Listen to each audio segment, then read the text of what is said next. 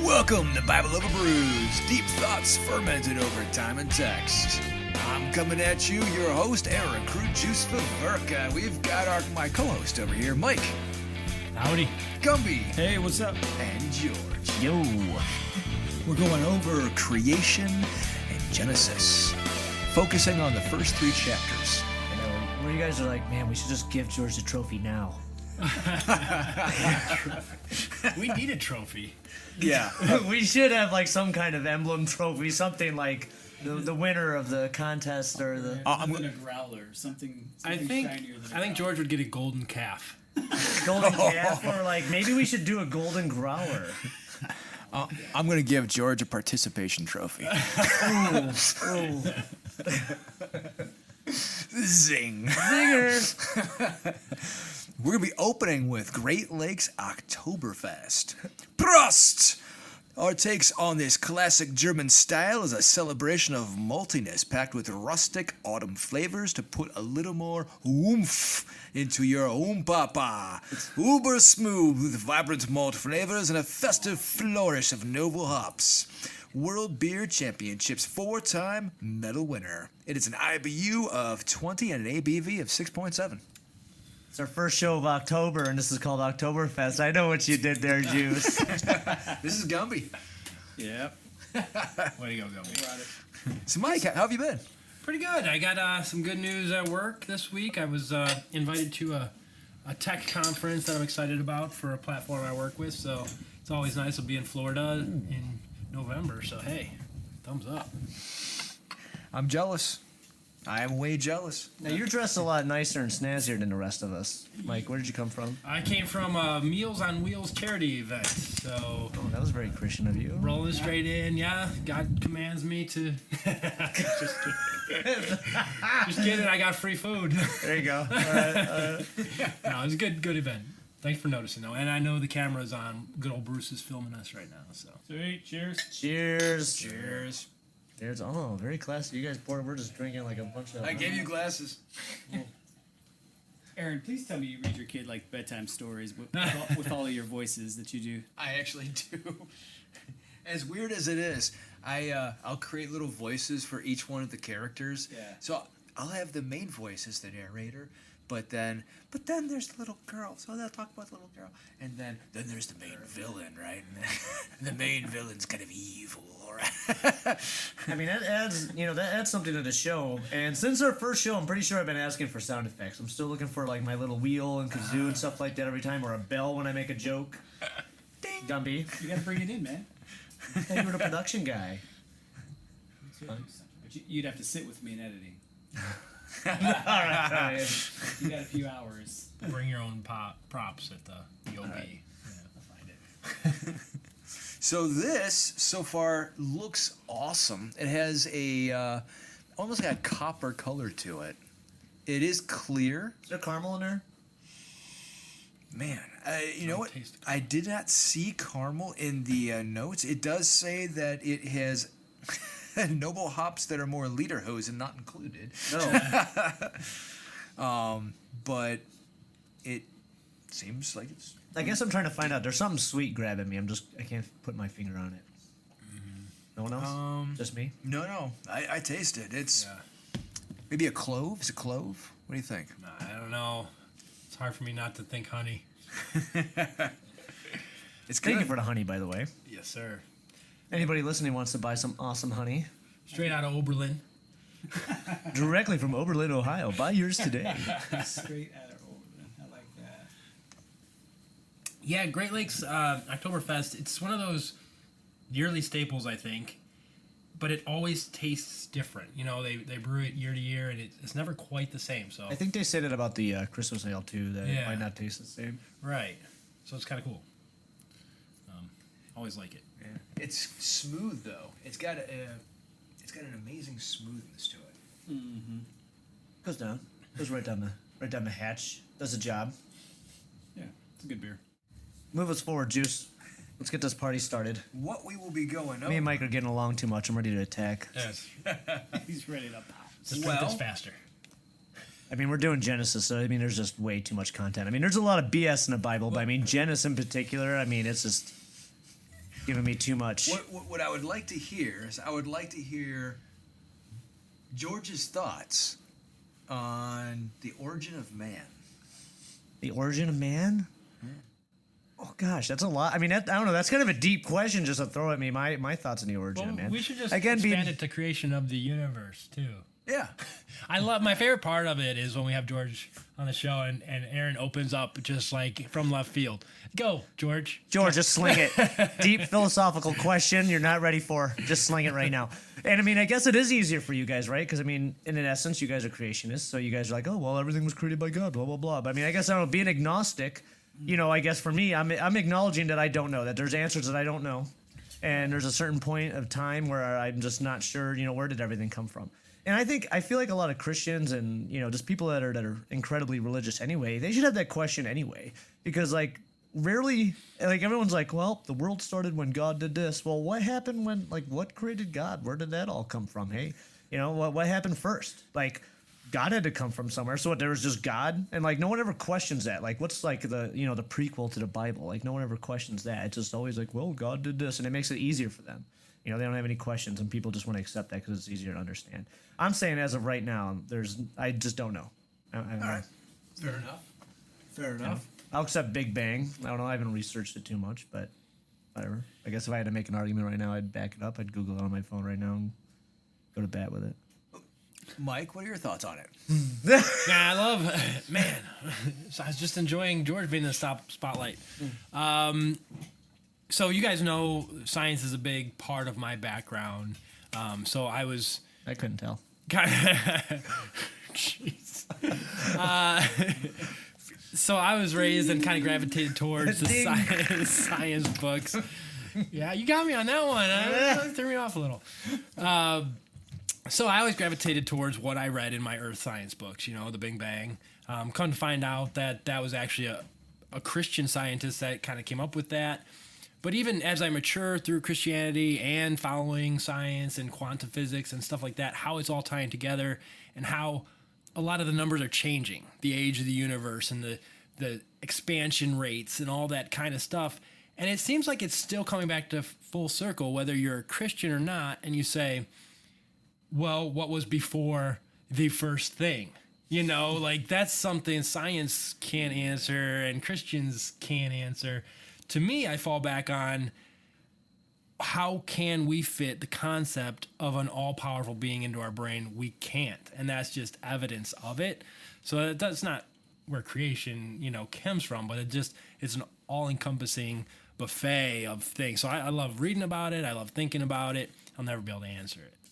Yeah. Fair enough. Yeah. So, Juice, Yes. what's your thought on the creationism and where did man start? Well, my thoughts are, first I have to dive into what is myth. And that's my first entrance to that. Wait, Mike, he's dodging the question right now, isn't he? Yeah, I feel like you put us on the chance. I'm not. Let it play out. Yeah. Let it play out. Let it play out. What is myth? What is myth? So, All right. For everyone listening, I'm going to direct my attention at Juice for the first half of this for that movie just played. Tolkien famously did a long speech upon mythopoeia, right? Mythopoeia, the advent of what the myth actually means to the average person in history. So I'll equate it to American myth, all right? So I'm sure we all know about the young George Washington and the cherry tree, all right? That's an American myth, right? It's actually folklore. Did it happen? We don't know. But what we do know is George Washington existed, and he was known for his great attributes, right? He was known for his honesty. He was known for his forward thinking, and et cetera, et cetera, et cetera, et cetera, right? Another quote-unquote myth would be John Henry outracing the locomotive, right? That'd be another myth. Fact, it did portions of that did happen, right? Did it happen the way it played out? We don't really know, but the story is told to exemplify man's position in the labor workforce as opposed to automation. And that even plays out today, right? Another myth would be Johnny Appleseed. And again, Johnny Appleseed was a real person. We know he was. He's historic fact. But did the stories play out the way they did? We don't know. Each one of these stories were real people, but the stories being told about them were told in a way to convey who they were and the attributes they possessed as people. That is always my approach to Genesis. That's an excellent pre-rehearsed answer you gave us after me and Mike just going right off the tips of our tongues there. So I still don't know where your stance is with man. I heard, I get it. Like you kind of are talking about how things, evolve into folklore and myth. But so, what's your answer to the question about where man came from? So, let me answer this with the catechism, since I'm a Catholic now. No, I want you just to answer the question like me and Mike did. I am going to. Oh my Lord! But I'm going to start with We've quote. converted him. He's asking God for help. Please God, make Jews answer the question. Amen. I'm going to start with the catechism on section 390, where it says the account of the fall in Genesis uses figurative language, but affirms a primeval event, a deed that took place at the beginning of the history of man. Revelation gives us the certainty of faith that the whole of human history is marked by the original fault freely committed by our first parents. So, it does not say that Adam and Eve did not exist, all right? Probably didn't. But it is using figurative language, what we would call folklore or myth. Does not mean it didn't happen, but it is told in a figurative manner.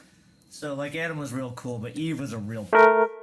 That's what we're learning from that, right? If it's folklore, we're like, man, she was just awful to be around, and she just ruined everything. Like every party, like Eve just ruined because she was just a brat to be around all the time. I'll get to even a little bit. I haven't ever read that version. That's the George Comer Genesis. It's the GIV version. That's my interpretation. We're just saying that's where the story was. We're like, okay, well, we're gonna make Eve do this for everybody. Okay, so listeners, you could either read our Bible or George's version, where he's basically calling women. And we want them to do it. Right. So, George, are you saying that you're standing up for all liberals in that stance? When I speak on behalf of all liberals, every Democrat, every liberal, every atheist. I speak on that behalf. I represent them all as yes. So it's concrete. No pressure at all. No. I'm just gonna say that I uphold women's equal rights. Well, I mean, you follow the Bible, so you don't.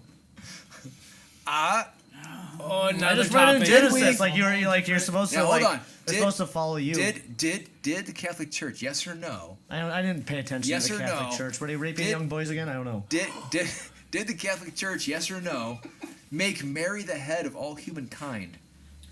Did they? I don't know. Was that before or after she was raped? I'm just saying, did she get consent? I'm just saying, she'd be... Listen, if that was today, she'd be like, #MeToo on Twitter right now. Like... Oh, wait, did you make pickles? Yeah. This is like extra zing going on. A little extra zing. Well, I'm super jealous. You brought another skeptic on, so I'm bringing some heat. Yeah, okay. All right. All right? That's what you guys get. I'm going to pepper it on all day, so I'm throwing all kinds of smoke over here. So come on, what's your next question? George has You know you are shade. first skeptic. George has shade. Thank you, Gumby. Of course, Gumby has my back. I'm going to dive into church fathers. All right, so Justin Martyr, he said, "For Adam was told that in the day he ate of the tree he would die. We know that he did not complete 1,000 years.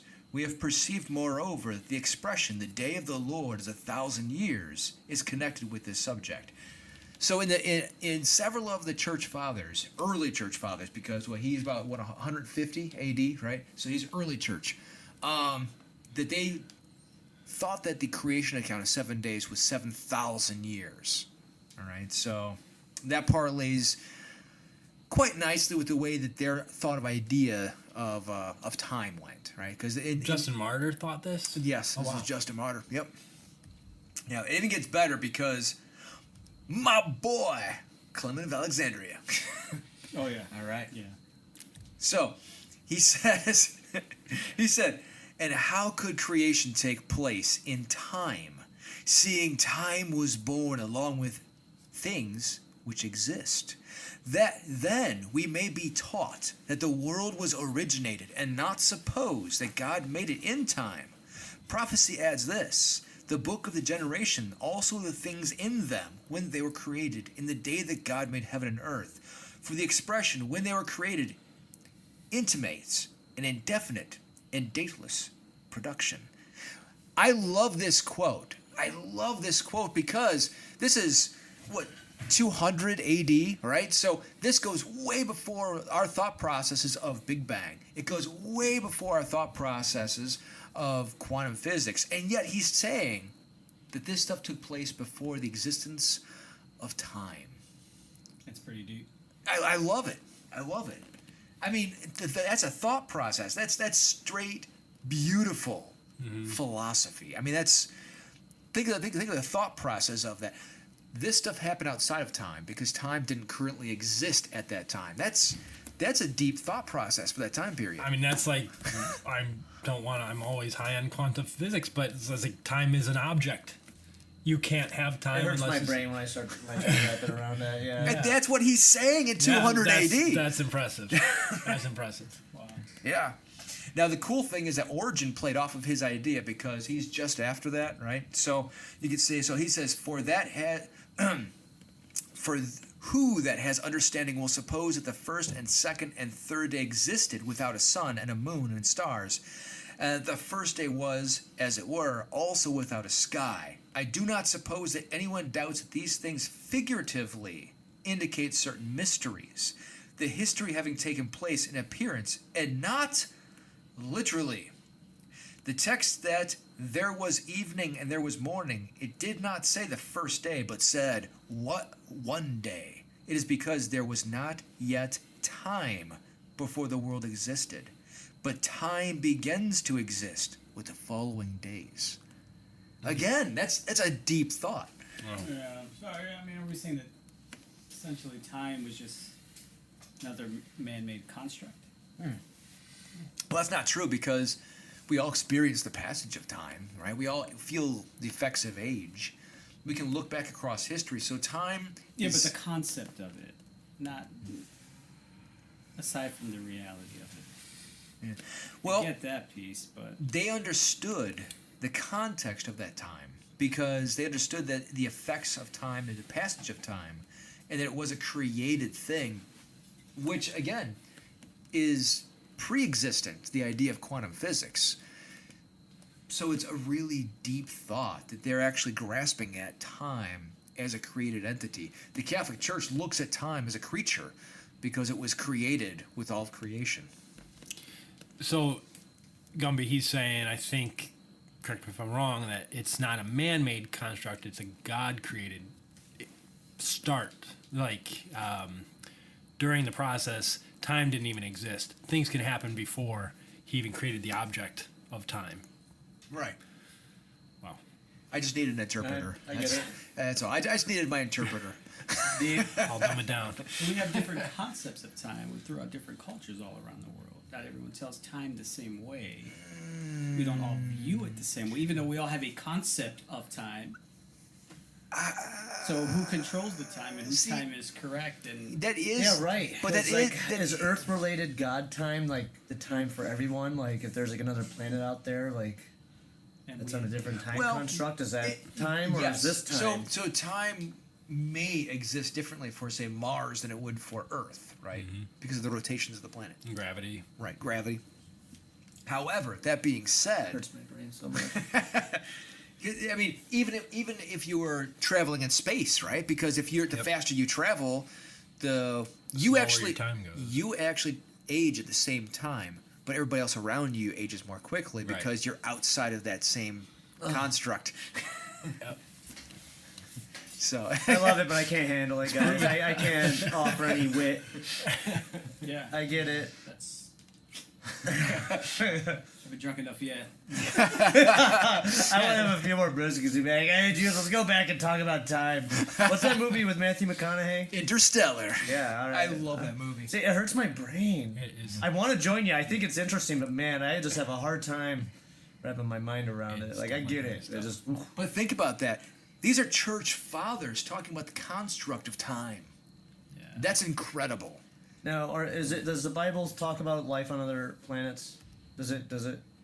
So when it comes to No. Conservative Mike is saying hard no. yeah, when So it I'd like comes to hear his to response after when it comes this. to the Bible, especially because we're dealing with the Old Testament, all right? So when it comes to the Old Testament, we have to realize I love you so much, Mike. I really they do. have a You're like- very, I love my nickname, conservative Mike. I'll take it.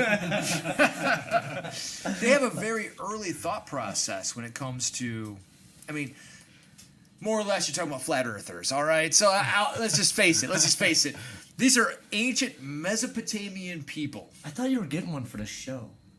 Oh, I'm working on it still. What? I'm working on that You still. I feel like that was a while ago. It was a while ago. I'm still working on it because the two people I'm trying to bring together don't actually like each other. So I'm still working on that. All right. But you're talking about ancient. All they knew was the Mesopotamian basin. 70 nations. The Mesopotamian basin. Sumerians, Akkadians, Canaanites, etc., etc. That's their world. That's all they know. They don't even know that Spain exists yet. All right. So, it's Tarshish. I'm sorry. So, at that time, that's all they know. That is the world. In fact, cool trivia. The reason why Paul wanted to go to Tarshish, which is Spain, Target. The reason is Paul wanted to go because to Target. they've got great sandals, and they had horrible sandals in Jerusalem. No, I'm sorry. The reason you don't want to go. For the deals. Tent supplies.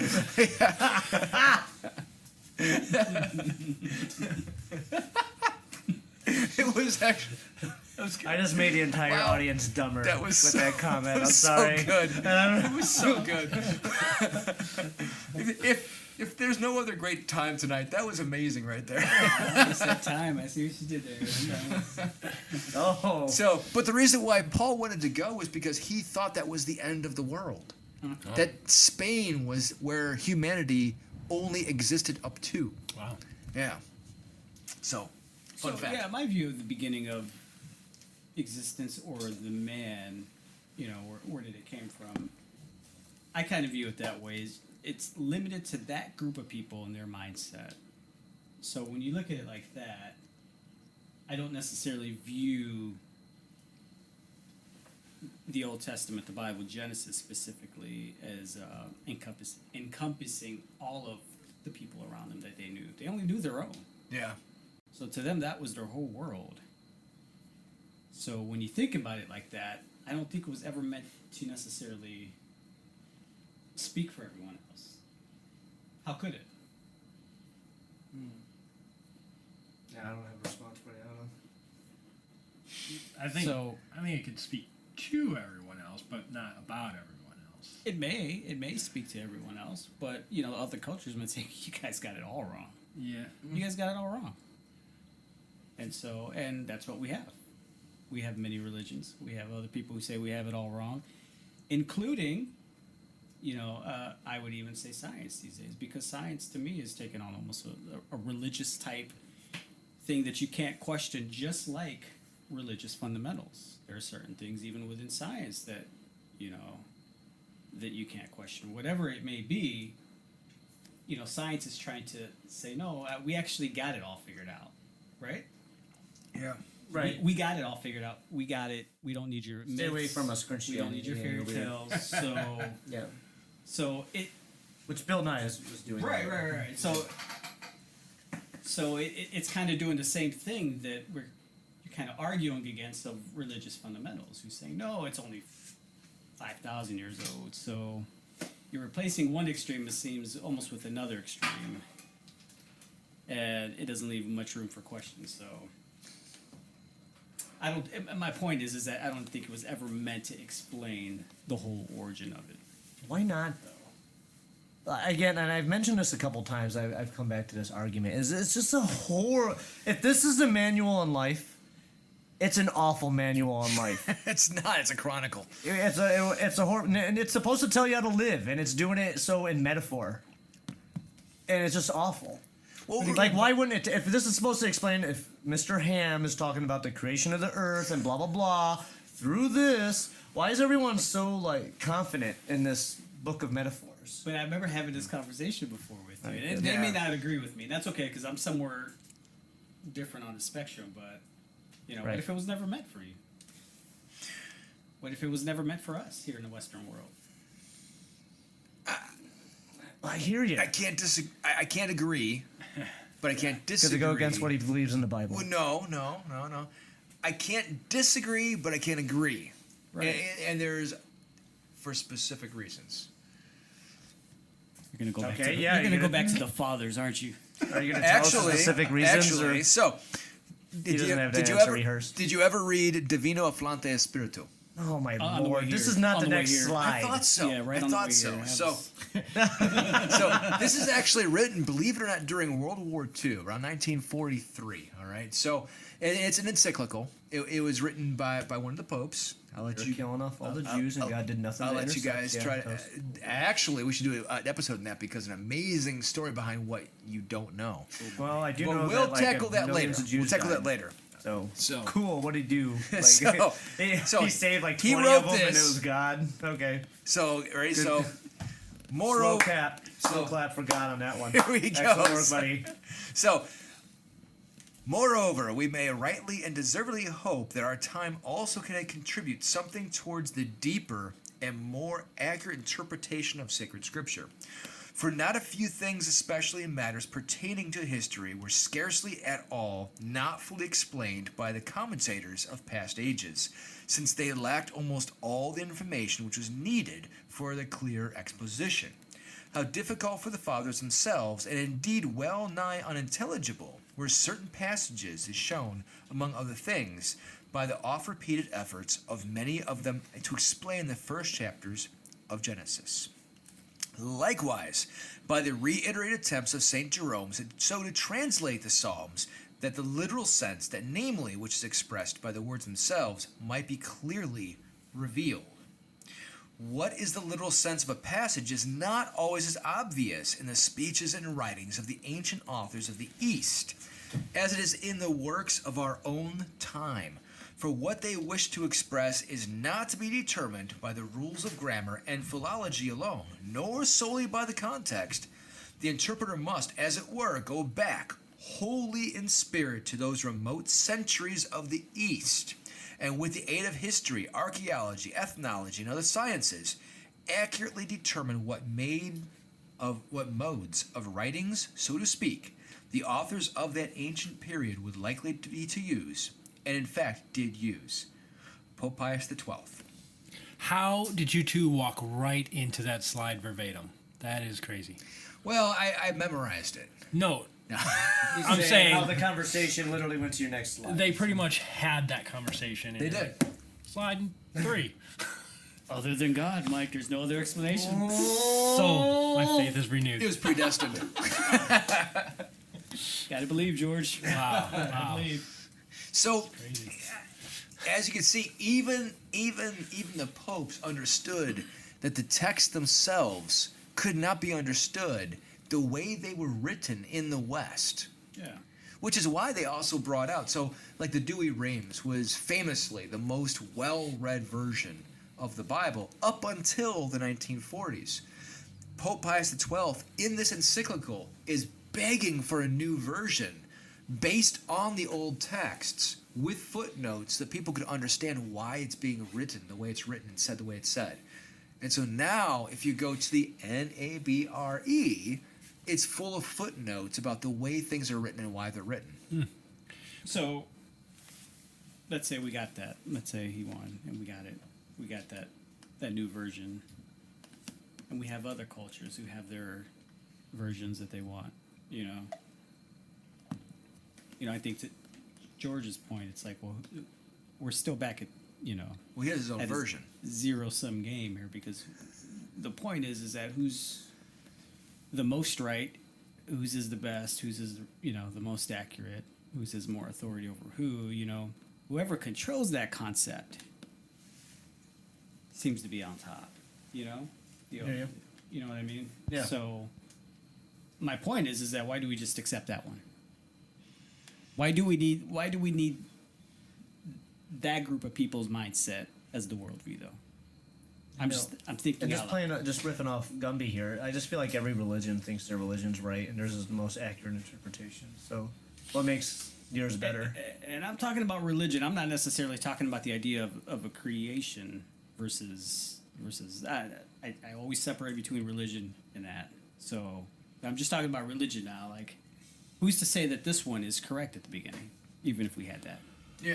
Well, I would say we're not even to the point of religion at this point. We're in the point of almost cultures, and a lot of cultures share this. So, I mean, Muslims would share the same story up till now with us. So it's like we're not even talking about our Bible. We're talking about a version of history. And I think what that passage that or that, what do you want to call it, quote we just read. Or even the big three, they share the Abrahamic faiths, though. Yeah, so this is pre-Abraham, so this is some sort of creation, and I would think probably all Middle East would have the same thing.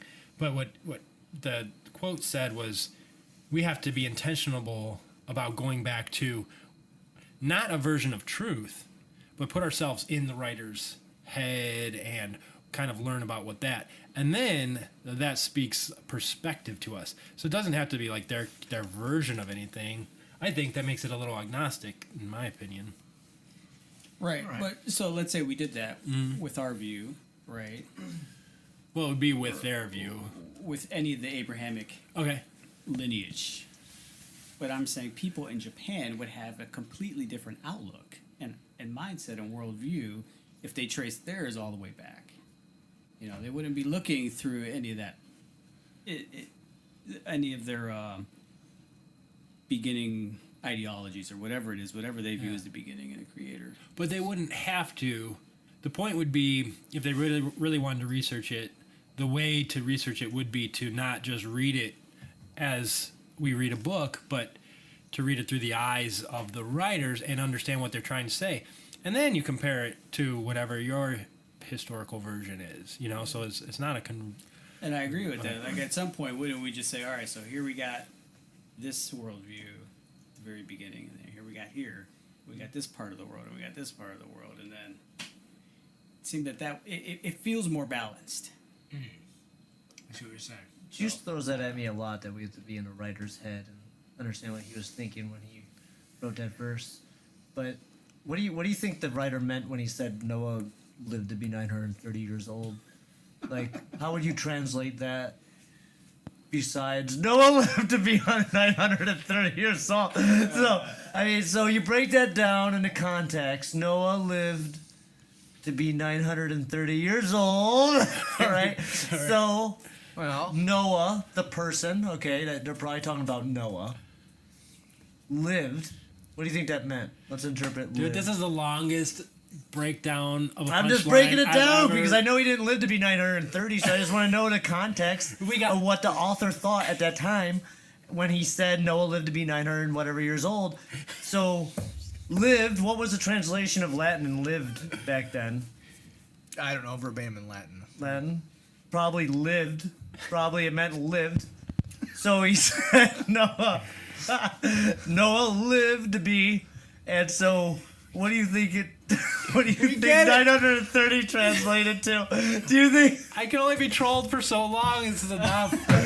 Well, I'm sure Aaron probably knows more than I do on this, but I'm thinking that they obviously didn't count the way we count today. Amen.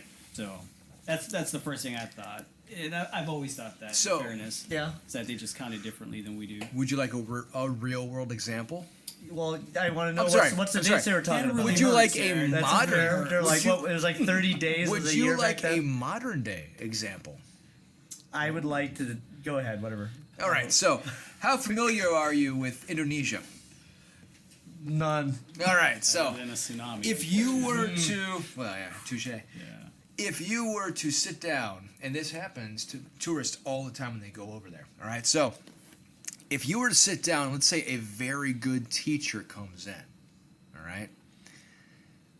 This happened to, I forget who it was. There was a teacher who just went over there just recently. And he sat down, and this girl walks in. Couldn't have been more than 25 years old. and they introduced her as being 55 years old. And he turned to the announcer after she was done announcing. He's, "What's up with this? There's no way this girl's 55." And he said, No. Age is not the way it's counted the way you guys think in the West. We actually add years to show esteem to people. So we announce her as 55 years old because we believe she has the wisdom of a 55-year-old. Oh, so it's a maturity thing. Yes. Oh, I like that. It's an esteem thing. It's maturity and esteem in the social construct of their society. So they it's based add on how the years. people view that person. Yes, and they add years to that person to esteem them in society, and this is how you should treat this person. So that's all Adam had to I'm do about is eat from the 1500, tree of George. knowledge to build esteem from other people. That's how it's built. That's a modern day example in Indonesia. Dude, that actually does make your troll job just fall all over the floor because I'm about 1500, man. because that was good. I wasn't gonna go there. I was going more with Gumby's route, where That's it what I was was thinking, yeah. spinning faster. So spinning faster, how many more times can the sun rotate? And maybe people did live longer. There weren't all these radio towers everywhere giving them cancer back then. I can vibe with that. Yeah, and that's a modern day example, and it's always been that way in their culture. So, and that's a reflection of the ancient cultures. You add years to people in old cultures to show your esteem for them in society. When did Eve die? Because I know that Adam almost lived to be 1,000, but not quite. Because he I was don't supposed to, because he was eating think- apples off the tree of knowledge or whatever it's supposed to be. Technically, we don't know it was an apple or not. Well, whatever. He was eating the fruit, blah, blah, blah. There was 2 trees. One was good, one was bad. But so then Eve, how long did she live? So the thing is that 12 weeks? is that Too long. is that oh Jeez, snap! we have to have a whole, Ouch! we have to, Hey, there's pickles here from Calvin. I'm a fan of Eve. Just for anybody who's we're gonna hit the insulted, pickles I like Hashtag Eve. we Part love 2. Eve. I like Eve. Hashtag. I forgive Eve for ruining humanity. Hashtag Eve 2. When your wife gave birth, she probably did. She's like, all damn the- you, Eve! Of all the fruits, you have to pick. So here's the That's the tree thing. of life. So here's the thing. It's So- a talking snake, man. What do you want? So in the, How old, though? in the early parts of the Bible, a man and woman are looked at as one person. Oh, So they actually don't. They only No. give you the age of one because remember it says right in Genesis that Adam was made, he and she, them, right? So so they're- she lived to be 902. They're looked as one person. So they're looked at as it's 2 people, a couple, one person. So when they die, it's a them. Okay, well, I'm trying to poke holes in your argument is what I'm trying to do. Adam was 930. Okay. And that's all we know. And then if you Google Eve, a bunch of celebrities come up, so maybe 40. I guess. So Juice is saying. Or we go with Eva Green. Is that, I'm she's still guessing. alive. I googled it, didn't get an answer. I'm guessing 43. So, but what Juice is saying that Adam and Eve were one, and that they lived to be 930. But Adam would have been, what you were saying, a good, esteemed was the word. Yeah. But Eve blew it for everybody. So why is she 930? Now hold on. I'm gonna stand up for Eve right here. I'm gonna stand up for Eve it. right here. Yeah, she okay? literally gave Wait, pregnancy pains and I'm periods jumping on and thorns. Wait. Thorns, My Juice. soapbox. Thorns. Wait. My soapbox. Back off. All right. Right. So Cheetos. if Adam was the man he was, Oh, this is embarrassing. if already. if Adam was the man he was, Embarrassing. Preaching. Sorry. why did he stay silent when she grabbed the fruit and brought it over, and he just simply, because he's whipped, right? Why did he just grab the fruit and eat it instead of standing up and saying, hey, maybe we shouldn't do this? No, he didn't do that. Tell it like He it was quiet. He was quiet. Why was he quiet? He should have said, hey, honey, I probably should have told you about the rules we have here. He didn't do that, did he? Nope. All right. So Wait, she didn't know the rules? I'm assuming, right? So Well, I thought she apologized or something. why is it that Adam did not stand up and say something? So I'm sorry. I've got to stand up for Eve. I agree. Man should have been a man. Seriously. Ouch. Why men great till they gotta be great? We're gonna derail pretty fast on this one. Let me get back to one of your original thoughts. What is the Catholic? So, do you think, from a Catholic perspective, all right, was Adam and Eve the first human beings ever? Funny you should mention that. So- Slide 5. So I do happen to have something for that. Oh wow, okay. I was like, what? So it does turn out, man, you're jumping way ahead of me right now. 'Cause I had stuff Okay. before this. Let's say I had this stuff then. way before As this. long as you promise you're gonna address it. I will address Well, this. I actually will wanted address this. I wanted to get everybody's take, like just Adam and Eve, without like anything around it. Yeah. Do you think Adam and Eve Gumby was real? No! That's no, George. I think it's a figurative story. Okay. All right, there's one. Yeah. No. Hard no. I'm gonna say yes. I think Adam was just the word necessarily to describe human, in trying to describe the basic beginning story of It's an humanity. interesting theory, I like. So I I like mean, it. When you mix the I'm just gonna be sexuality with the honest. I've seen violence, some I like pictures it. of Adam and Eve, and they had an umbilical. They had a Gross. Belly button? a belly button. So, Yeah, that's That is weird. that's I interesting. mean, who cut it, right? Well, It's usually one of my freaking me out arguments, here. right? I'm like, why do they have an umbilical cord? Why do they have a belly button? they may not have. I So- think Adam and Eve were real. I'm not sure they were. And they're the only two people, and they No, ate two. I don't think that necessarily. All right. Okay. I think it could have been a localized. So I follow this guy on YouTube. Aaron, you played him before. He's like the philosophical Christian guy, and he kind of I agree with his point that God could have still done the creation story with Adam and Eve out of dirt and everything in a more pristine environment. You know, like along with existing Like humanity. left the sort of tree of thing. life out of it so they couldn't get in trouble. In the Garden of Eden, sort of thing. Okay. So is this Gerald Schroeder? He's a young guy. Oh, young No, yeah, he's a young guy. It's his name is something like. I lean towards figurative, but All right. the reason why I would say I wouldn't be against the other way, so maybe I'm on the fence, I don't know, All right. is because of the records that were kept back then, the lineage. Ooh. So Deep. if you, Right. there are records, Jewish, records. Absolutely. Love the Jews. Actually, there were no Jews back then. Oh. Got him. So right. Hello. No, he's right. At that time, there actually There was was no no Jews. Judaism, There yeah. was no Yeah. Jews. He's right. So even though they would like to take credit for that when it's Whoa. convenient. Is this our next episode? I don't know. Showing his cards. So, anyways, but they do have records, right? So they do have a lineage that do. they would like to claim that goes back to that. If that can Yeah. be proven true to me, and like, no, Gubby, actually, here it is, boom, boom, boom, boom, boom, then I would say, all right, then, I can't say anything. You're right, I'm wrong. I've learned something. But up until that point, I feel like it's a figurative story of the beginning of humanity and how it took place from their point of view at that time with their world perspective. Touche. Okay. Going back to what Mike said, so I'm gonna pull a juice here.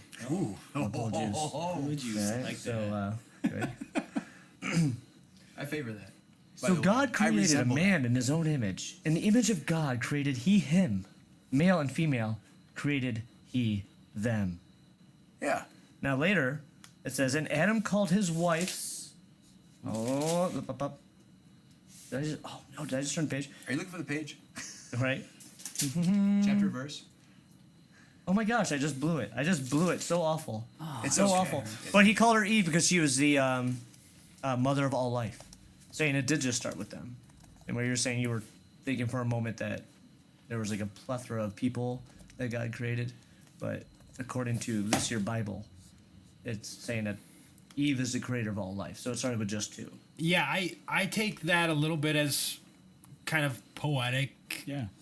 Poetic license. Woman. Yeah. So, look, I am a fence rider, and I No, still you're have, not. I still have a little bit of the. All right. Well, there was evolution, so there was some sort of evolution, but there was also God intervened. God created everything. At some point, time was part of that creation. I don't really know the timeline, but I'm trying to have my cake and eat it too. Touche. That makes us Christian. You sure you're not Catholic? I'm not sure. Oh, man. I'm everything. So you're I should've you're I should've said universalist. that makes me Protestant. Is that more accurate? So hey, look, there's pickles. So we will get into that in a second. You're not allowed Stop to racing You're not ahead. allowed Would to you quote the stop Bible racing to us, ahead? George. Oh, is that you're like? Who gave him that book? Well, in my defense, that is the Masonic version. So, since he's a conspiracy theorist, I let him read that one. I'm not a The Masonic version. They have a Bible version? Of Mm-hmm. course. Really? Yeah, and get this, ready? It's He a paid king- $11.87 for it. Wait. It gets better. The Masonic version is King James. Go figure. I mean, it would make sense, right? George is reading King James, Old English. Only because We need it's to do a Masonic. conspiracy episode. We Correct. won't. We Oh, won't. it's We won't coming up. rabbit trail. It is but so coming up. It is I'm so ready coming for it. up. That'd be cool. 'Cause, I mean, there's no doubting. There's Freemasons. Oh no, it exists. Yeah. If And you lizard want, people. if you want, I can bring a Masonic Mason. Oh, I'm sorry, a Mason on the show. I'll bring a lizard. I know I'll bring a lizard person in. I know a few. Oh yeah. Oh yeah. I'm like, oh yeah, Christianity. Look at this. Like, we teleport from the floor. I want to see a shapeshifter. Come on. I will say this though, since we are Adam and Eve and creation, right? Adam and Does- Eve, not Adam and does- Steve. That's right, George. Does anybody know? Does anybody know who Saint John Paul II was? No. He's the good pope, right? He was a great pope. I love JP2. JP2 was amazing. Again, JP2, my boy. JP2. My boy. My boy. All right. So man. here's what he said. He said, quote, "It can therefore be said that from the viewpoint of the doctrine of the faith, there are no difficulties in explaining the origin of man in regard to the body by means of the theory of evolution." Okay. Yes. So that is an actual pope of the church who officially announced that he has no problem Well, what's with if you're the not origin Catholic? with the origin of man. That just means you're wrong. But Oh, conservative Mike, you didn't take that from me. I'm waiting for them to speak up. I want Mike to say Other something. people could I mean, attack he Jews agrees with too. me, so maybe Other people could attack Jews too. I don't mind the parts of Catholicism that align with my beliefs. That makes you like every other religion. I mean, I would imagine some people would feel like that quote from the Pope is also like, I see him being a good politician too.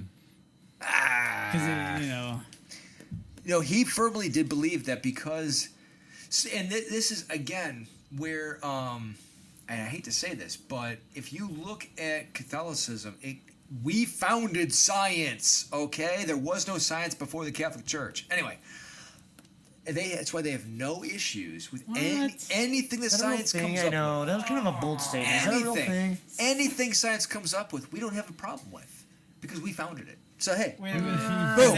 Is I'm that dropping the official mic. Catholic- I'm dropping the mic. I'm dropping the mic.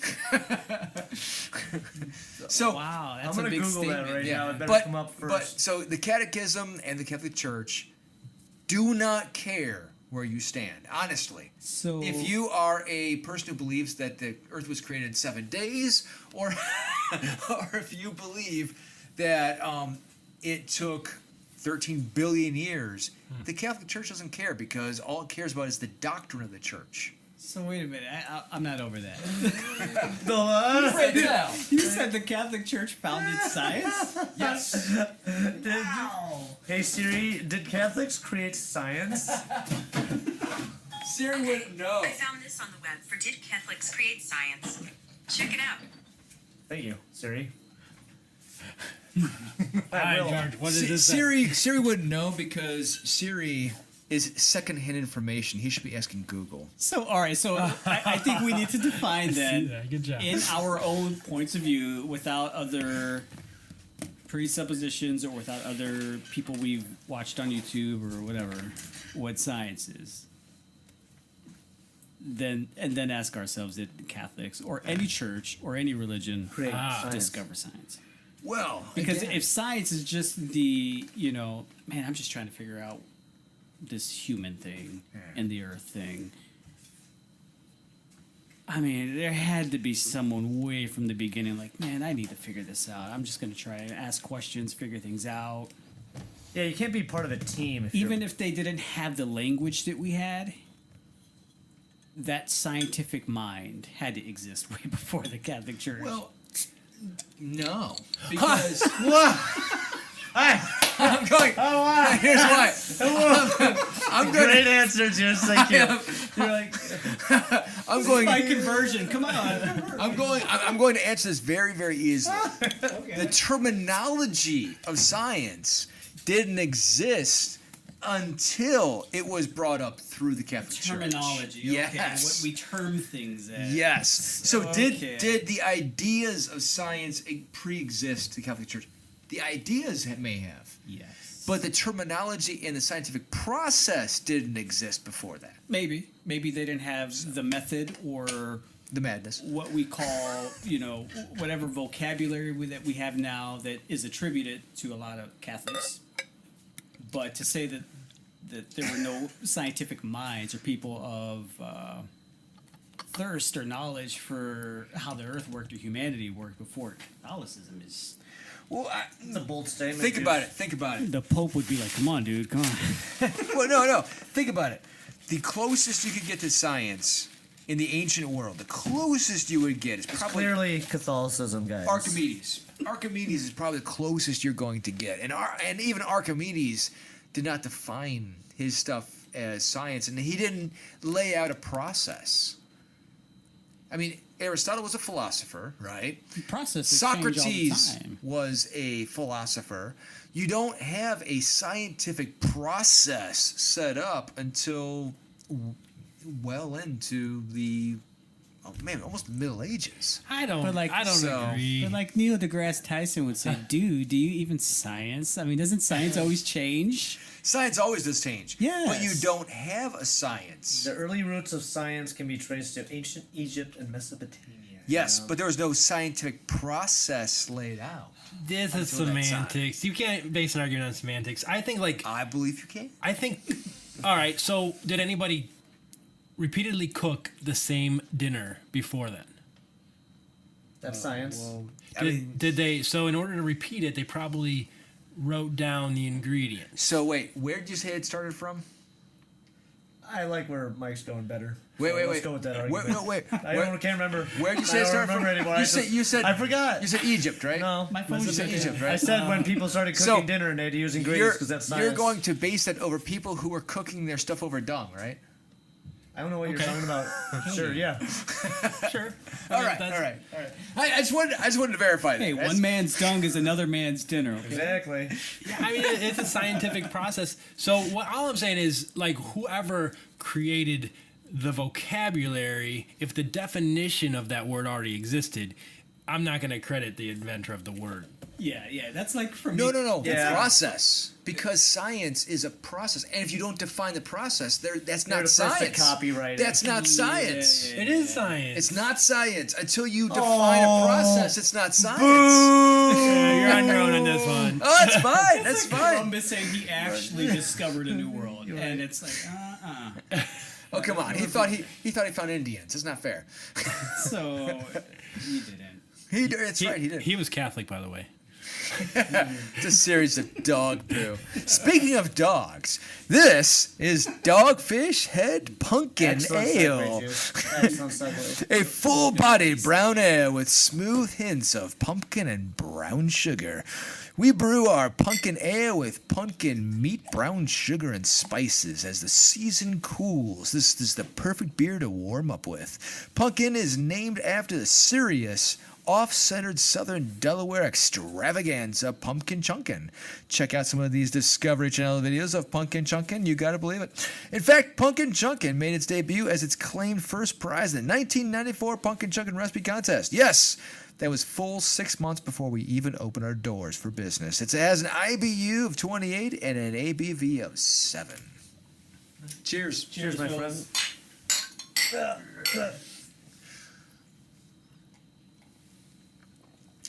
Oh, wow. I love that. I think I like this better than the first one. I'm gonna agree. Ah, man, it's Oh yeah. the flavor. Now, this you could taste all the herbs in. I mean, there's definitely a nuttiness to it. It's got a darker hue as well. Still a copper, but it definitely has a darker hue to it. Oh yeah.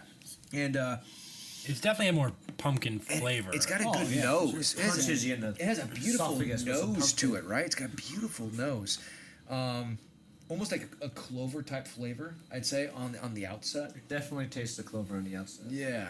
I just want to take this moment and thank the Catholic Church for this beer. You're welcome. On behalf of all Catholics, I accept your praise. Definitely made with good process. I see what you did there. Oh, We are also going to try oh yeah. Kelvin's Time. pickles. Uh-oh. All right, so I'm gonna grab one, and I'm grabbing one. I'm going to have Another- George grab one. Mike preemptively grabbed his. Yeah, I'm gonna go with another. All right. I'm gonna fake a live taste test here. All right. Here's Just one. like I fake first did that joke earlier. And Mike, or Gumby rather, doesn't like pickles. Oh, you had to throw that out there, huh? Nice. When's the last time you tried pickles? I probably had one on a burger or something like that. But Accidentally, yeah, I forgot to take it off. Had to tell them, you "No like pickles?" threw it at the manager. You're like, what is? What is this? No pickle. Oh wow. Oh yeah, dude. Dude, this Oh, yeah. is such a robust flavor. It has a spiciness Has a on lot the of end sugar. that kind of tags you. It really tags you on the end. I really like that. You're right, though. I think it might be cayenne. Yeah. I think you're right. I think you're It right. might be cayenne. I really have to ask Kelvin what this recipe is. It has like 3 chapters. It has your first bite. It's like a bunch of flavors, and as you chew it, it becomes sort of sour. Mm-hmm. Almost like a sour pickle, and then a warm heat develops on the 3rd chapter. It's really, it's like Willy Wonka factory tour and a All of a sudden, you're sweating profusely. 3-course meal pickle. It has verses and chapters. It's written in prose. Well, I would imagine, even though I don't like pickles, if they're anything like his wings, for pickle lovers, I'm sure they're good. So Oh, he makes really good wings too. Really good. But you wouldn't know that, would you? I'm sorry, I wouldn't. But back when I was still a pescatarian, I can say that he had phenomenal salmon. Oh yeah. You're not even a pescatarian anymore. You're a straight veggie. I'm a straight vegetarian. I'm progressive. I'm even more progressive than George. So. Oh. In that regards, I tried. I tried a couple times. It didn't work. I just tried within the last year. It didn't work for me. I wouldn't mind trying again. I just need to make sure I do some. I was definitely missing some vitamins and stuff like that. There's some effects I don't really want to talk about here, but like, it just wouldn't work for me. I was real drowsy, really exhausted. Just wasn't. I was missing something, so I had to go back to Well, eating. when you change your diet that drastically, you do have to change the way you intake your vitamins. I had to change mine. Becoming a vegetarian, there were specific vegetables and fruits and herbs I had to take in to offset because your chemistry changes. It does. It literally changes. And I definitely felt that, so maybe I just need to do a little more homework and then try it again. How long did you give it? Well, I've been a vegetarian. When I was a young man, I was a vegetarian for over a year, actually. I was successfully. And then I went back to it, and I think like maybe 2 weeks, 3 weeks. But again, into the videos going, I'm trying to metaphorically. And I'm like, nope, eating meat again. Gotcha. like, nope, and clear that problem right up. So, yeah, I need to, do some homework. Make sure I'm getting all my Whereas I nutrition had stuff. no issues. PG-13. Anyway, PG-13. You're right. but again, supplement. Naturally. There's natural ways to do it. But yeah. So. Again, thank you to the Catholic Church. Thank you, science, for You're your supplements. welcome. Or thank You're you, welcome. Catholics, for Where supplements. would we be? That'd be awesome if GNC was actually owned by, like, the Catholic Church. That'd be hilarious.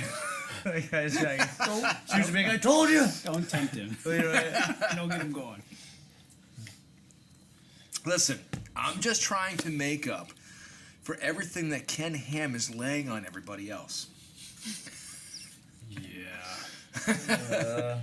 That's He was making me want to throw up. All right, and maybe a little bit of Kent Hovind. I don't know. You know what Ken Hovind is. That's his buddy.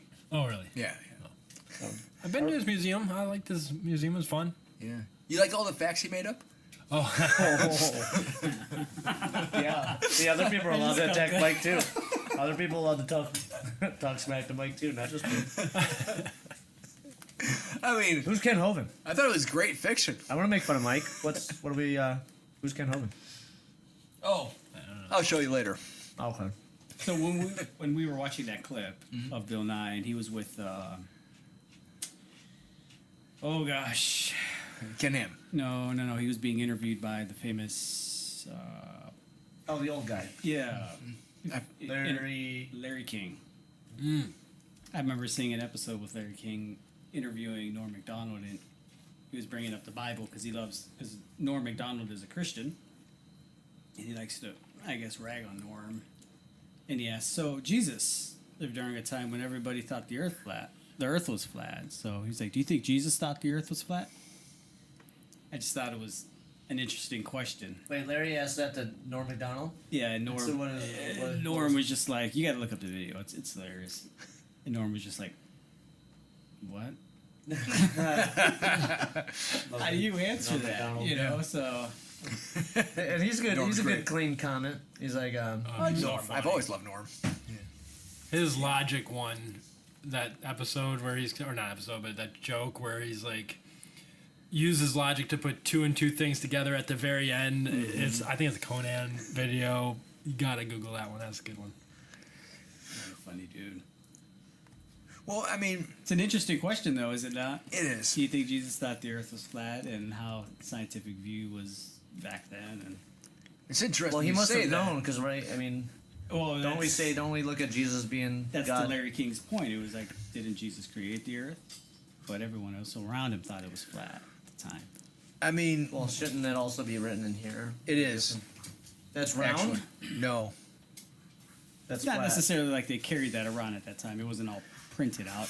It was only for those who were in Well, the higher ups of the religious church. and the it's temple, funny you so- say that because obviously most of them were illiterate, right? Right. And even the Hebrew language didn't exist until after the time of Moses or after, right? I mean, before that, you had Phoenician and Egyptian and Canaanite and Ugarit, which was like Paleo-Hebrew, was a precursor to Hebrew, right? So you didn't really have Hebrew until the time of Moses. So, in fact, that's how you know that Adam's name wasn't actually Adam, because Hebrew didn't exist at that time. So, whenever Adam and Eve called each other, probably like, sweetie and honey pie, but, whatever they called each other, it was not Adam and Eve because there was no Hebrew. Yeah. So, it does evoke different thought processes when you realize that. Wow, that's Interesting. kind of weird to think about because whenever even you and I have studied the first paragraph of the Bible, we kind of analyze it based on Hebrew, but now you're telling me like that's kind of a fallacy.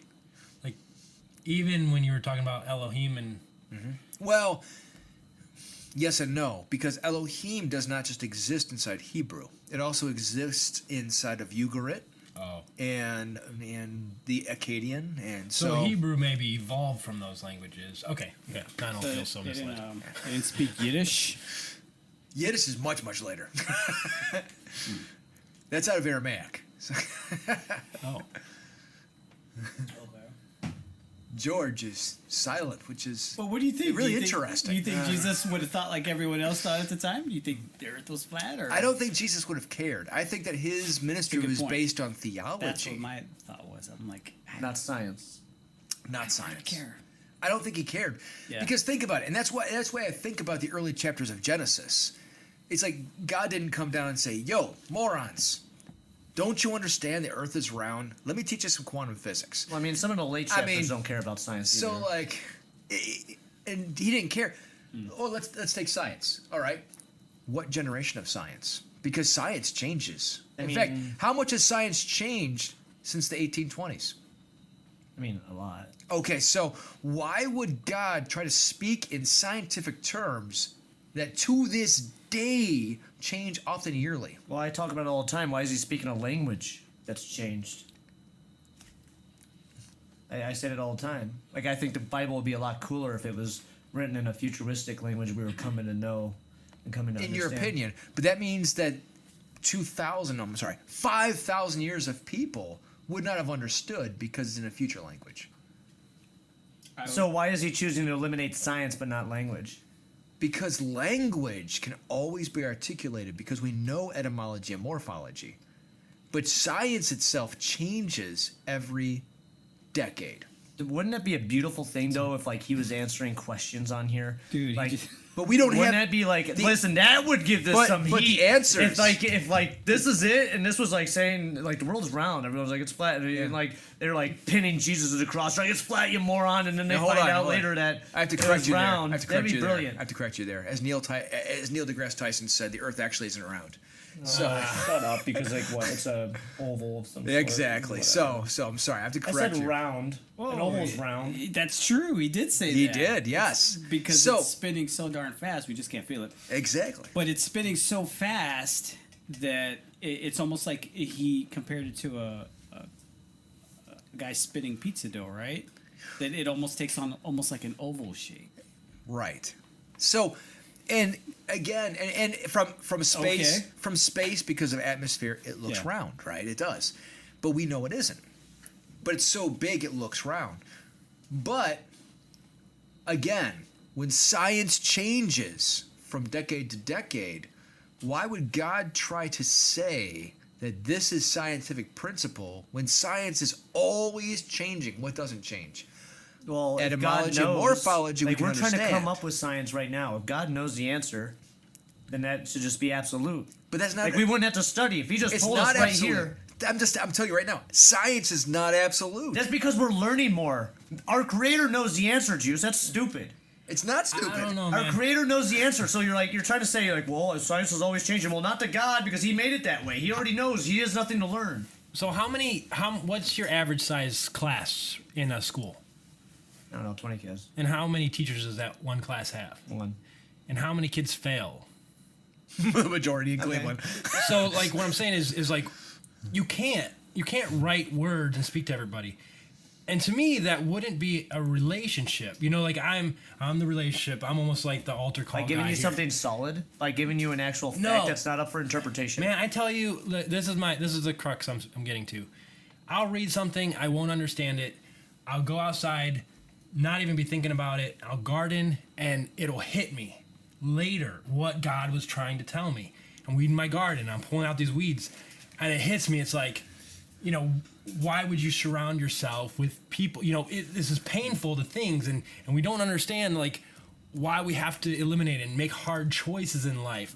But for the good of the fruit of the earth, you know, there's things like that. God couldn't tell me that and tell you something that applies to you.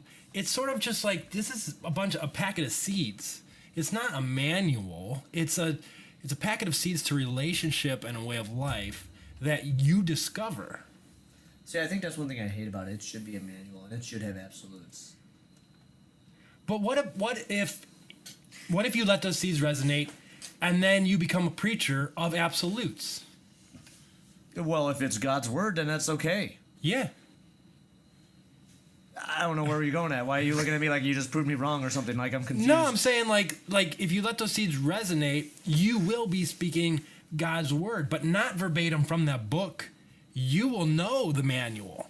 He's written it in you, you know, and then now you're equipped to preach it. It's like a combination of Holy Spirit and relationship and things like that makes it come out of your mouth. You can't record it. You can talk to somebody almost on a spiritual level that you wouldn't be able to because it's like prophetic at that point. You know, you're talking directly to them, even for stuff you don't even know. You know, Yeah, I see what you mean. At that point, your own worldview becomes your own. Yeah. Well, why You know, would God well- want that if He has this very specific set of rules 'Cause to live by? You're trying to be speak honest, to all of mankind. even religion changes, right? If science changes, religion changes. Well, I mean, and religion has theology- changed. When God says something, I don't think He meant for it to be interpreted and bent. And But theology changes according to culture. Because each culture has a different way of understanding things. And so it has to change. It has to evolve. You have to have different motifs in order to get across to the people of each generation.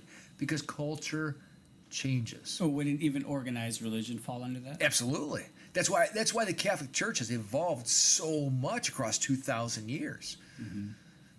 We've always now the dogmas have never changed. The dogmas have never changed. But the way we teach and relate to cultures always changes. what dogmas are you saying like haven't changed? Well, things like, Jesus is God, the virgin birth, et cetera, et cetera, et cetera. Those are dogmas, right? So I thought dogmas were negative rule following for the sake of. no. rules being created. Dogmas are teachings of the church that don't change. Oh. Yeah. Catholics invented it. Like science.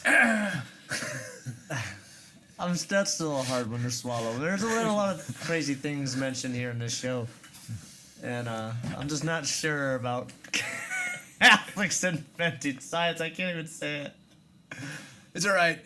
Just go back to what was it, episode 44 and 45, which is the science in the church. So the last podcast we had your cousin on. Is that- Yes, yeah. I mean, my brother-in-law. Yeah, your brother. All right. Yeah, Chris. Oh, the other skeptic. Okay. It's okay. He brought gifts, by the way. He did. In Well, if fact, you guys love the other you skeptic see so much, this? why don't you marry him? he brought us a new bottle opener, and Anyway, so he sounds like a really cool guy. I can't wait to meet him. Yeah. I brought up the fact that there was this physicist that was on Joe Was he super cool? Rogan's. Was on the Joe Rogan Experience. Is that what he calls it? yes, so much cooler than your physicist. Brian Cox. Brian Cox. And one of the things that guy said that was so cool was he's like, as physicists, we get to a certain point where we have so many things figured out, and I'm paraphrasing, but there's so many things we don't have figured out. And one of the things that they don't have figured out is, in terms of when the beginning was in creation, and not being able to dispute as a physicist, I guess he's agnostic or atheist. I don't know which one. It's one of the two. Is saying that even though I don't have all the answers, what I can tell you as a physicist is that I cannot deny there's so much order to how things are at the beginning. There's order that if things were just one molecule or one atom different any other way, human life wouldn't be in existence. Yeah. And man, I found that so profound. And the fact that he can acknowledge that, and I think that that brings common ground between the two worlds. It's interesting. I agree. I can't Well- battle that.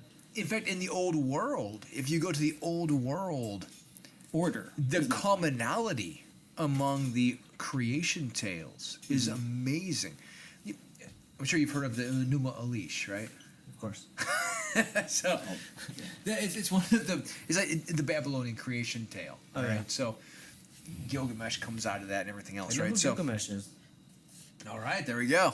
So Enuma Elish is like the creation tales of the early world. So here, for example, it says, when skies above were not yet named, nor earth below pronounced by name, Apsu the first one, their begetter, and maker Tiamat, who bore them all, had mixed their waters together, but had no formed pastures, nor distinct beadreds.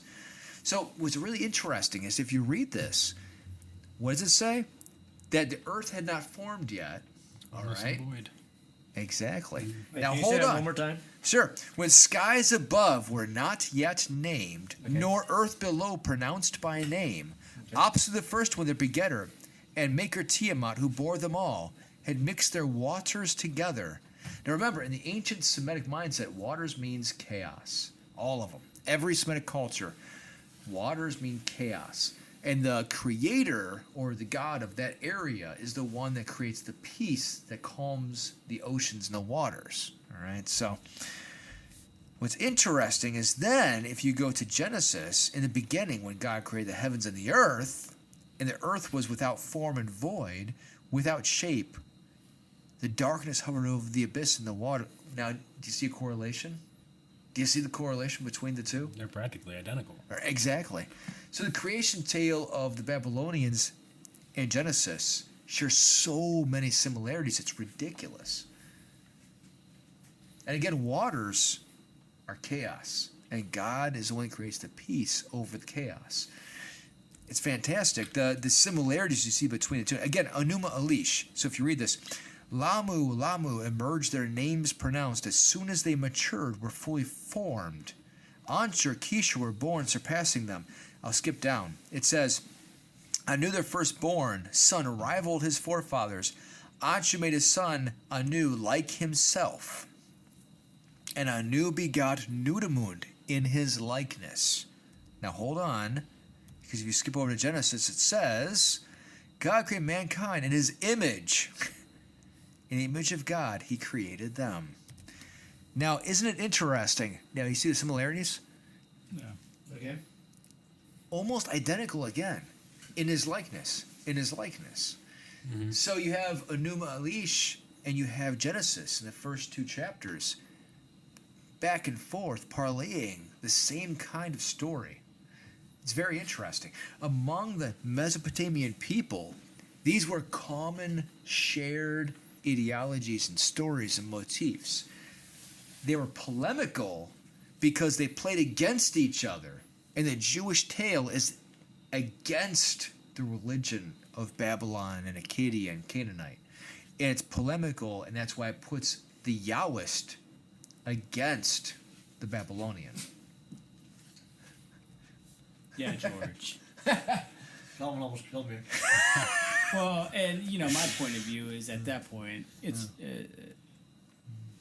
human ambition took a different turn, wanting control over certain things. But at a certain point in human history, I think the understanding came to be that whoever controlled the god and was the god can have certain things. I mean, and control certain things. To a degree, I do not disagree. The difference is even if you look at all the writings of the time show that all of them cared for the same similar stories, whether it was Canaanite or whether it was Akkadian, Sumerian. It's the tales. I agree with that. Yeah, I think all the other cultures had their Yahweh. Yeah, and I don't disagree, but I think that actually backs the idea of the creation tales. I think that adds impetus behind the creation tales rather than saying it doesn't exist. I think that it actually shows that among all the common people of the area, it does exist. I think it does put impetus behind it. Because regardless of which view you take, it shows that they all believed, yes, there is a creator, and he's the one that stopped the chaos, and he's the one that brought mankind forward. So, regardless of which view you take, they all enmesh in the same story of creation. I guess that's how we define chaos in order. But, so... Do you, from the Catholic point of view, I'm asking because I don't know, was Yahweh the creator of everything? Yes. But, that being said,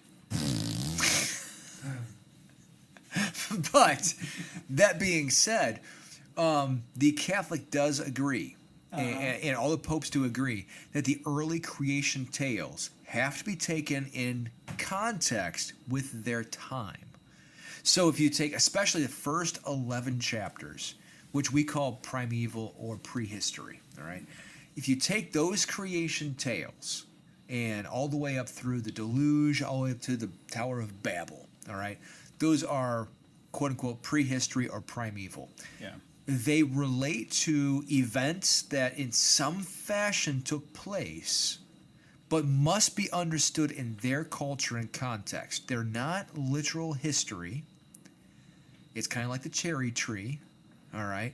So it conveys something that happened in the way they understand things. It doesn't mean it is the way it's written. Yeah, okay. I can jive with that. All right. So, but this is where it's confusing from a modern Christian point of view is that, if Yahweh's the creator of everything, then I don't understand how seeing the relation between Christ and how Christ lived and how Christ what he taught us to follow as Christ followers. Mm-hmm. There's nothing like Yahweh. So- I look at all the other cultures that we're talking about, the Phoenicians and whatever, who happened to be pagans, right? Yes. People who were idolaters because they didn't follow that specific groups of people's gods and their ways. So when you don't follow their way, they're idolaters. Right? To a degree, yes. So they have their own But- gods. If they serve another god, they're an idolater. Yes. Right? That's not Yahweh. Right? We all on the same page here? Yes. Okay. I'll only say that I partially don't agree because if you can't say a dog's bark is the same as tree bark. You know what I mean? So if you're defining God or Yahweh or whatever you're calling it incorrectly, then God's not going to identify with your version of him, and you will then be an idolater. But from the stories of the Old Testament, that group of people who followed Yahweh and took specific orders and commands from that Yahweh, if you didn't follow that Yahweh's commands, you were an idolater, right? From that specific group of people and their belief. Okay, Okay. I'll just go along with it. So Man, that'd be rough though if you were in the ballpark but in the wrong. I don't know. You're playing baseball but in the wrong field, and then you're an adulterer. Now you're burning in hell the rest of your life. Like you were doing such a good job. So what I'm saying is That's a tough one. those other people around there and anywhere in part of the world that they didn't even know. My point is that they've all had their own Yahweh. They have all whatever name they decided to give that person who gave them the justification to do what they wanted to do. Mm-hmm. We all have had it. So they're all burning in And hell. here's the thing. No. What Here's I'm the saying thing. is that they all truly believed it Yeah. with everything inside Yes. of them. Yes. And the Catholic Church would agree with you. And that's why, and I didn't include that slide, but we do make room for those who honestly seek the Creator. And we do That's right. Yeah. We do make provision for those who follow the path as well as they could without knowing the actual truth. That's where that was leading to my point. Is that George? I always differentiate between the creator of all humanity versus the God of the Old Testament, and this is my own struggle, and I'm openly admitting it that I have with the Old Testament. Is I don't believe Yahweh to be the creator of all things. I believe in a creator of all humanity, but I don't believe that person is Yahweh. I believe Yahweh is that group of people's political lord to get what those people want from the surrounding areas. I see Mike brewing. I see Mike brewing too. But I have a question for Juice after you're done. I'm gonna keep it in my back pocket. I want to hear what Mike. I want to see Mike and Gumby argue. I want to hear Mike. that was one of the first times. I've always kind of... It's something I've never said before. Yeah, and I've always sort of just agreed to disagree and not understand, but that's the first time you worded it in a way that it resonated with me. Like, I get what you're saying. I will say, like, the thing I was brewing on was whether you may say that Bible similar overbrewing. I like it. A similar viewpoint of creation, how we just saw, and we'll just talk about Mesopotamia here because we don't know Japan's viewpoint and stuff like that. So, Well, Aaron knows Japan, but I don't know how it relates to this. Right? you're welcome. So whether you may argue that they share it because of some conquered version of history, like maybe they were, but it does seem to resonate from an epicenter, a small group of people maybe 2 people. You know, like so if you go back then, and if it was a community sort of thing, a small pocket kind of rippling outwards, and you apply it to today's society, the first divergence you see is sort of like they get attacked. And so if they all share a common ground and one group or 2 groups kind of migrate away from that is, then I can see how, all right, that gives them grounds to say, look, you're outside of bounds. Whatever you call God, you came from the same place I came from. So yeah, I get it. I've never had a really problem with the Old Testament, and that just kind of reinforces. That's and I have to agree and not agree only because I was born and raised with it. Yeah. We were only born and raised with the Semitic point of view of creation here in the West. That's a question. That's one question. Why do we have only the Semitic point of view taught to us In our culture. as believers here in the West? In our culture. Number one. Number two, I mean, like, you just go right down to Mexico, and there's a totally different one of what they view as divine Sort of. They're Catholic. and creator. Even before You talking Aztecs? even before that, Yeah. there was a whole different view. Yeah, you talk about Before the Mayans Catholic and Church. Quetzalcoatl and They had a whole different point of view of what divine was. They did, and as long as you were eating the heart of that day's sacrifice, you were okay.